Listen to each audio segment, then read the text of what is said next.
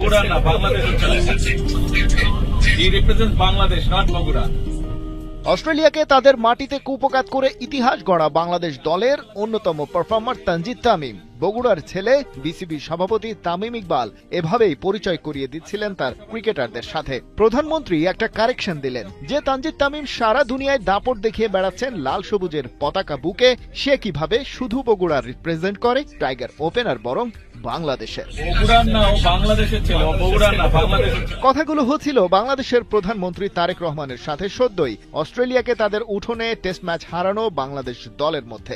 এই মুহূর্তে ক্রিকেটের লিডারশিপে থাকা তামিম ইকবালও ছিলেন সাথে। প্রধানমন্ত্রীর ছিলেন কিশোরগঞ্জের পথে প্রি প্ল্যান্ড এই সফরের মাঝপথেই খবর আসে ডারউইনে ইতিহাস সৃষ্টি করে ফেলেছে বাংলার দামাল ছেলেরা।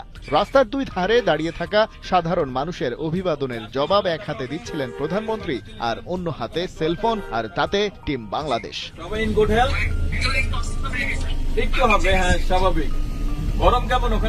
ডারউইন টেস্টের পারফর্মারদের সাথে একে একে কথা বলেন প্রধানমন্ত্রী। সিনিয়র মুশফিকুর রহিম থেকে player of the match Hasan Mahmud, সবার সাথেই চলে আলাপচারিতা। নিয়েছেন ডারউইনের আবহাওয়ার খোঁজ খবর, আর জানতে চেয়েছেন মিরাজদের শারীরিক অবস্থারও হাল হকিকত। এই সুযোগে খেলোয়াড়রাও প্রধানমন্ত্রীর খবর নিতে ভোলেননি। পরে প্রেস মিটে নাজমুল শান্তও জানিয়েছেন বাংলাদেশ সরকার প্রধানের সাথে কি কথা হলো। মাননীয় প্রধানমন্ত্রীর সাথে আমাদের কথা হয়েছেন, আমাদেরকে কংগ্রাচুলেশন জানিয়েছেন। আমাদের শরীরের কি অবস্থা ওইটারও খোঁজ খবর রেখেছেন যে আমরা ভালো আছি কিনা। আমাদের বোর্ড প্রেসিডেন্ট ফোন করেছেন, কংগ্রাচুলেশন জানিয়েছেন, এবং স্বরাষ্ট্রমন্ত্রী উনি ফোন করেছিলেন, উনি ওনার সাথে কথা হয়েছে, সেম ভাবে উনিও কংগ্রাচুলেশন জানিয়েছেন। সো এই ফোন কলসগুলো পেয়েছি আমাদের এখানে।